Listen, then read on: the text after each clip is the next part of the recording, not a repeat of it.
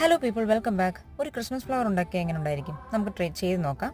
അതിനുവേണ്ടി ഞാനിവിടെ ഒരു ക്രേ പേപ്പർ എടുത്തിട്ടുണ്ട്. ഇത് 12x12 സെൻറ്റിമീറ്ററിലുള്ളതാണ്. ഇതുപോലെ നമ്മൾ ട്രയാങ്കിൾ പോലെ കട്ട് ചെയ്തതിന് ശേഷം നടുക്കൊരു ഫ്ലെക്സിബിൾ വയർ വെച്ച് ഇതുപോലെ ചെയ്ത് കൊടുക്കുക.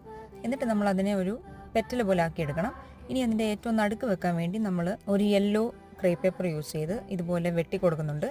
അതുപോലെ ഒരു 3-4 ഉണ്ടാക്കുക. ഇനി നമുക്കൊരു ലീഫിന് വേണ്ടിയിട്ട് നമ്മൾ റെക്റ്റാങ്കിൾ ഷേപ്പാണ് യൂസ് ചെയ്യുന്നത്. അതും നമ്മൾ നേരത്തെ പെറ്റൽ ഉണ്ടാക്കിയ സെയിം രീതിയിൽ തന്നെ ഉണ്ടാക്കിയാൽ മതി.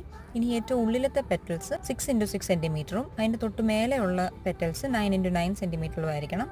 അതിൻ്റെ ഏറ്റവും വെളിയിലുള്ളത് 12x12 സെൻറ്റിമീറ്റർ വെച്ചാണ് ഞാൻ കട്ട് ചെയ്തെടുത്തിട്ടുള്ളത്. എല്ലാ പെറ്റൽസും നമ്മൾ ആദ്യമേ കണ്ട അതേ രീതിയിലാണ് ചെയ്തെടുക്കേണ്ടത്.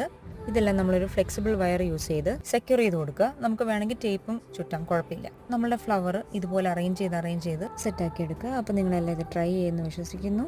ഇഷ്ടപ്പെട്ടാൽ do like, share and subscribe. Thank you.